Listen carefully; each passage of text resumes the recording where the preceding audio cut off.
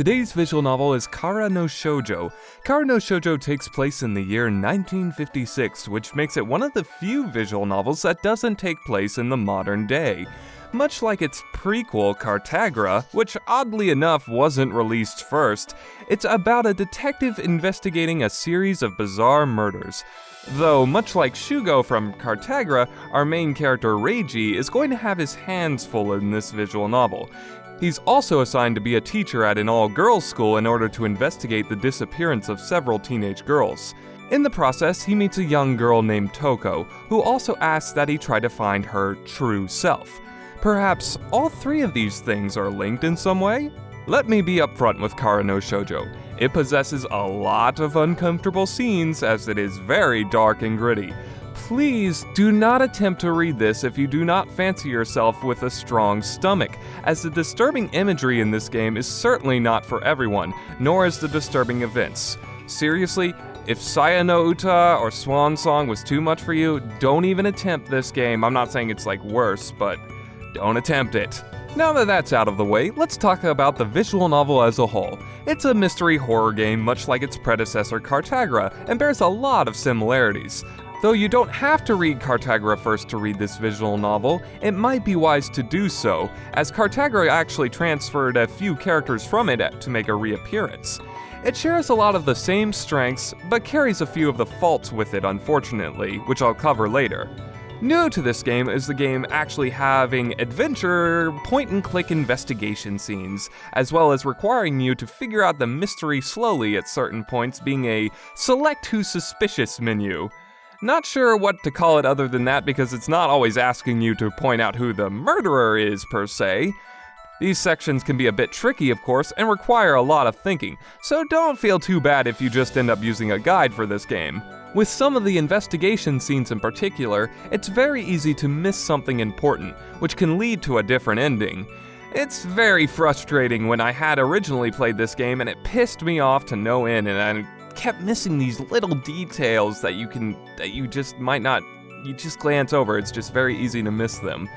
Eventually, I just sucked it up and turned to a guide and was much happier anyway. I don't mind using guides for every visual novel I play these days. I used to play them without, now I play every visual novel with a guide. Because I like to read visual novels for their story, I don't like to actually treat them as a game. As far as the story goes, it's actually pretty neat, but makes some questionable decisions. Mainly, the game basically has two branch routes, which lead to two different endings. One of these I felt satisfied with. One of these I felt very disappointed with. Though I suppose the sequel game might help with that, but I haven't read it yet. Anyway, the mystery is fairly solid all around and does make sense for the most part. Perhaps it's even a little too predictable at places, but the player shouldn't feel like the game is cheating them out of solving it for the most part. The pacing is also quite fast, due to the visual novel not being especially long unless you just aren't using a guide and you're continually leading yourself to bad endings. So it's another visual novel that I would say for the most part, it's compelling the whole way through. Not too slow, not very fast, I would say, but not too slow. It feels like things proceed right along as you can figure out the mystery. Also, it is one of the visual novels with a fairly mature tone overall. In terms of the characters aren't constantly acting like idiotic and anime-ish or moe. Though, of course, there is still the occasional goofy moment, so it's not completely alienating the visual novel crowd. There aren't many visual novels that take themselves completely seriously. I mean, Saya no Uta is probably one of the only ones I can think of. Now, I will complain about the hideous use of sex scenes here. It's clear that Innocent Grey was just trying to fill a quota of hentai scenes, and it just leads to absurd situations and makes Reiji come off as a huge man-slut at times, which is very awkward given his stoic personality. Not all of them are bad, and even a few are quite interesting, but more often than not, I can imagine the game will make you be like, how did it even lead to this? Suffice to say, even if you like to masturbate to hentai scenes in visual novels typically, this is one I think would have benefited from being without them, as they mostly just serve to hurt the otherwise good atmosphere the game provides. Also, another thing is there are several bad endings as appropriate, which actually motivates the reader to figure out the mystery. Now, some of these are just quick bad endings, but some of them are actually quite interesting, so you might want to actually allow yourself to get bad endings at times. Or you could just do it a la Fate Stay Night if you hate the main character that much, because people would just kill Shiro over and over again because they thought it was hilarious. Fate Stay Night is infamous for how many bad endings you can get. You can't get that many in this game, of course, but you can get quite a few. Now, for the characters, I think the game does a pretty reasonable job of characterizing everyone while not faltering with the pacing of the plot, because there's a couple ways to do a game. And that is to have it be plot heavy and keep the plot compelling and have the characters not necessarily be simple, but not make their development the focus, and you know if you enjoy that more. Or there are games where the plot is kind of not as important, but still you can't make the plot unimportant, otherwise the game won't be compelling at all to read unless you just love the characters. There are stories where they're character heavy, right? And it's mostly about the character development, say like Game of Thrones. And then there are stories where they try to blend the two, like Umineko does. And Umineko succeeds, but the problem with games that do both of these things, I know I'm going on a little bit of a tangent, but I'll get back to it, is if you try to do characters and story, then the pacing is probably going to suck.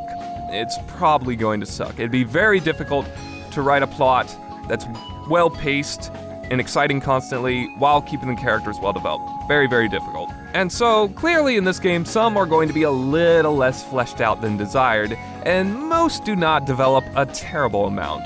But the core characterization is good for the most part, so I think for what the game is doing, I think it's satisfying.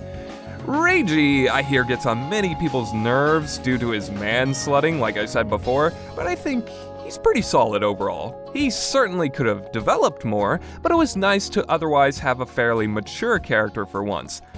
Obviously, the clear highlight is Toko, though, who is fantastically written. She's very mysterious and cryptic in her approach, and almost kind of tomboyish, so it can be difficult to understand her at times. But overall, it's very fine line. I'd never felt like she came across as pretentious, where, she seems to know everything and seems to be belittling characters. She just comes across more as weird, unlike, say, a character I recently read in Tsubahibi, who talked kind of in a similar fashion, but clearly came off as pretentious. But I don't think Toko is guilty of that. I think Toko really just comes across as a strange girl, but a very interesting strange girl. It's difficult to even say if she was even developing throughout the story or not at times. But that's the thing, she's so hard to understand, I don't want to pin her on that. I think she does develop. It's just very hard to really see because her development is so subtle. And I'm sure other people understand her character better than I do, but regardless, she's very interesting and one of the strongest written heroines I've ever seen in a visual novel. And of course, every scene with her and Reiji is great. Her personality is unique, and her voice actress does a wonderful job of portraying her character. The artwork of the game is fantastic and improves immensely over Cartagro, which always looked a little, I guess you could say, scratchy. It just didn't look as smooth. It wasn't bad artwork, it was at least decent, but it's much better here. Innocent Grey in general has one of the better art designs nowadays over other visual novel companies, and it's just so nice to have a visual novel where the females don't have ridiculously big eyes for a change. The music is also quite good, with several very nice tracks. I quite like a lot of the, say, jazzy kind of tracks. It does fit that 1950s personality pretty well, and it's overall a very solid soundtrack. So from a production standpoint, everything is out to make sure you get immersed in this experience as much as possible. And the only thing that's going to break that immersion is the numerous sex scenes, which will make your eyes roll, and I guarantee it will. It's a game that really should have had an all-ages version, which is hilarious because it's not actually all ages. 17 plus is what I mean. Rated R. Overall, Kara no Shoujo is a visual novel I recommend you read if you like Swan Song, Saya no Uta, or even Phoenix Wright to a degree, as long as you can stand a very disturbing Phoenix Wright, that is. Having a visual novel with a mature tone is a big rarity in the visual novel world as it is, so you might want to read it just for that. Plus, it's not absurdly long like a lot of visual novels. It doesn't suffer from intense pacing issues, so it's a lot easier to read while also being hard to read because of the disturbing content. You get what I mean. So that's it for this review. I might actually start reviewing some manga, maybe possibly some light novels, or anime if people are interested. I do that sort of thing. I'll also review video games as I complete them in my Let's Plays. Yes, I know not everyone enjoys those, that's fine, whatever. But, let me know if you just want visual novel reviews or if you want reviews of other things. I'll be happy to do them. Thanks for watching, and I'll see you next time.